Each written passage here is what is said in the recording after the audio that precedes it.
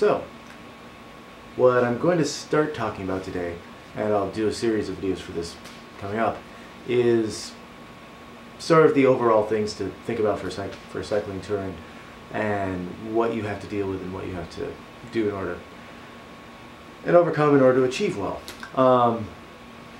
These are in general 4 areas and in increasing importance.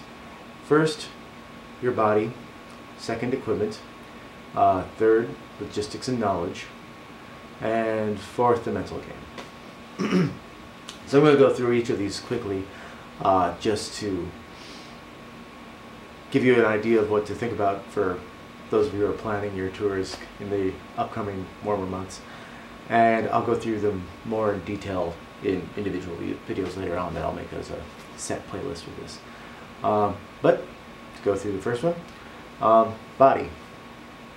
If you've done your training and conducted rides before your trip that will surpass your daily mileage and conditions, and done multiple shakeout rides that give you a sense of how your body's going to deal with the food that you provide it and the conditions that you're going to put it in and how it reacts to that, you're going to be pretty good.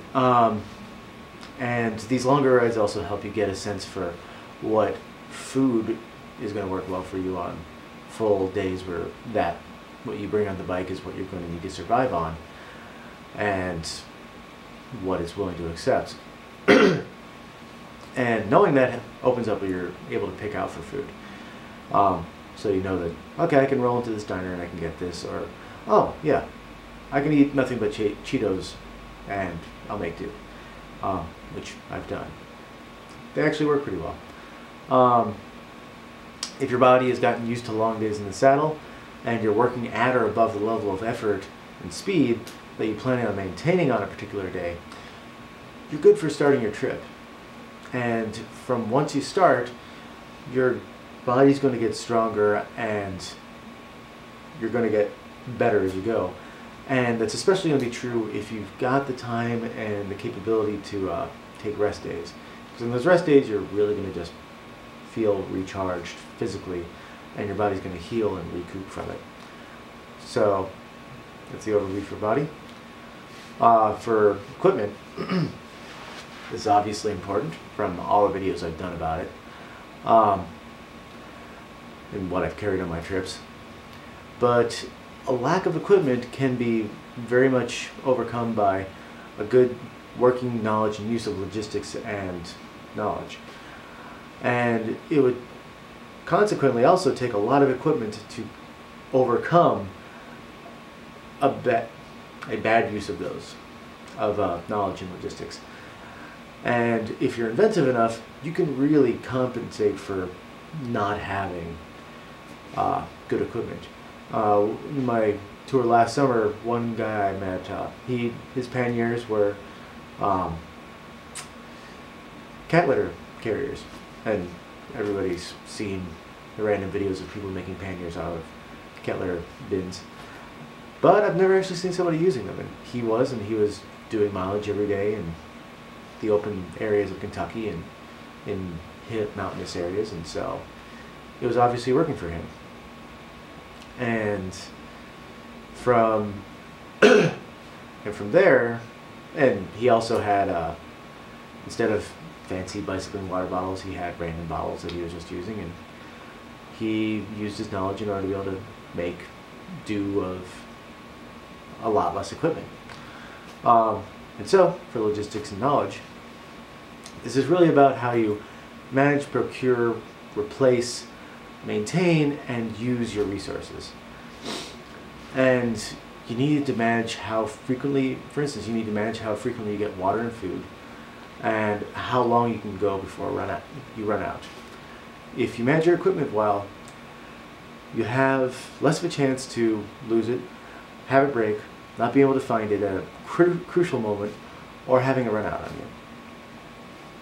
I've never lost something on my trips, which has been a bit of luck, but mostly because I have a good habit and a good pattern of, I pick these things out, I grab it this way, I put it back this way, And there's always an order that I do things consistently. And that's part of what the shakeout trips has been helpful for me. I know that, okay, this is where the sleeping bag goes. It's underneath all the clothes. And it's in here and da-da-da-da-da-da. And that works well.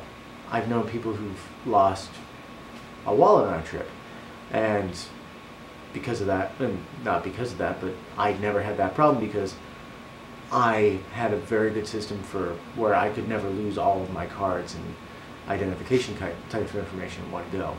If I lost any one thing, I could, everything else was in different places that I wouldn't have just pulled out for any particular purchase someplace. And in that sense, if you do logistics and knowledge maintenance and use poorly, you'll lose the equipment you've carefully planned out for your trip, run out of food and water miles from town, and end up having any number of other maladies that will beset you. So you really need, like, it's an important aspect, and it's why it's number 2 on this list. And then, of course, the mental game. And for me, this is really the killer. Before your trip, people will tell you how you're in danger from a number of different things. Not really thinking about the fact that you probably are aware of this, at least if you're like me. You'll have thought about these things and you'll have contemplated any number of different things that I won't just make you worry about by telling you, unless you ask. And it's frustrating at the moment when it comes from somebody else, especially because you can let it pass by you just as being frustrating in that second. But when you're tired, burned out, hurting, or lonely, those things are going to come back. Somebody telling you, oh, this guy got hit by a car or such and such. Like, yeah, that's not applicable for what I'm doing. You're going to start thinking about it when you're on a busy road being passed by a bunch of coal trucks in the middle of nowhere. And it'll start being hard on you. I'm still looking for ways to help myself with this more. Because psychological burnout is the biggest issue I've dealt with at times on my trips. And maybe that's because I've pushed too hard and been by myself when I've gone. And haven't really had the time to take psychological breaks very much. And so if you're able to take rest, it can help immensely. And having a MP3 player for me has been very helpful, just for music and for podcasts, because at least from podcasts you feel like you're getting a lot of conversation from people and you don't feel quite so lonely. And just making the best use of traveling companions when you run across people. If you're able to like stay at the same place as somebody else for the night, it's really valuable. I felt really recharged from a couple of times that happened. And that's about it for the mental aspect for now. And I'm going to go over through all these items more in the future, especially because I feel like some of these lessons are really important and there's not a lot of information out there about the details of it, as far as I can tell. And hopefully this can help you guys for thinking about what you're going to do for your trips coming up, because this is planning time for summer touring. And yeah, thank you, and let me know if you have any questions in the comments. Bye.